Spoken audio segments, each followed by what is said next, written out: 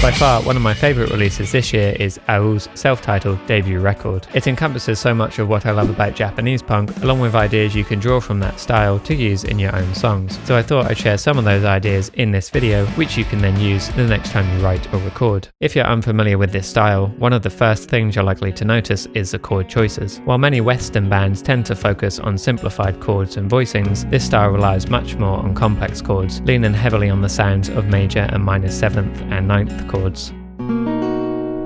So what's great about these chords compared to something simpler like a power chord? To me, they do much more of the heavy lifting when it comes to making melodies sound more interesting. What I mean by this is that using more of these chords in your music can make even the most basic hooks or melodies sound much more emotive, simply by changing the types of chords you play underneath. In this quick example I've recorded, I tried to write the most boring melody I could think of to better explain this concept. Riff A will use only power chords for the rhythm guitar, while Riff B will use a combination of sus2, 5th and 7th chords.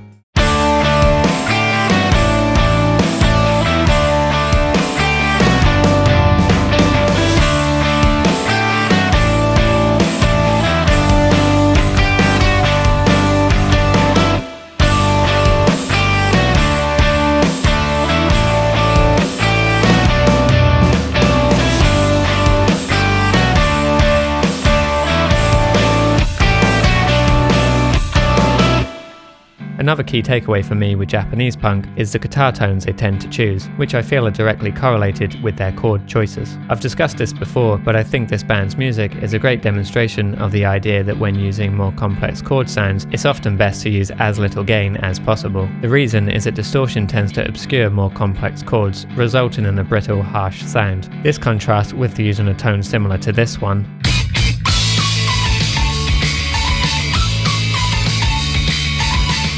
where you can clearly hear the notes that make up those chords. I believe it's really important to consider what you're playing first before settling on your tone, as that should dictate the sound that will best serve your song. So how would you go about creating a tone similar to this? Really simply, I would focus mostly on the gain and the amount of signal you're pushing into your amp. For example, if you're using an amp plugin, I often like to place a gain plugin directly before the amp to easily control the level. I would do this after recording your DI signal when reamping and not before when you're recording. The amp plugin itself is less important here, it's really about finding the right level where the amp just starts to break up. For this demonstration, I'll be using this free Marshall style plugin. I've got gain by kilohertz first in the chain, another free plugin you can get, followed by the amp, and then NAD IR, which acts as our cabinet since the amp plugin itself doesn't have its own built-in IR. Right now, I've dialed the gain way back so that it's barely distorting. I'll slowly start to increase it and you'll hear what the amp would normally sound like.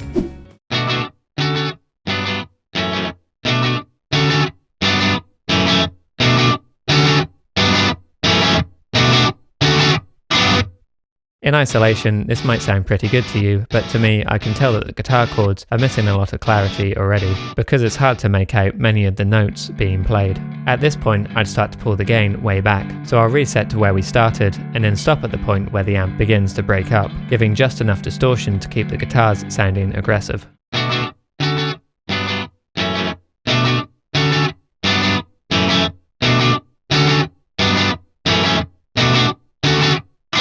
This might not sound as good in isolation, but let's now compare it in a mix with double-tracked guitars, and you can decide for yourself which tone you prefer.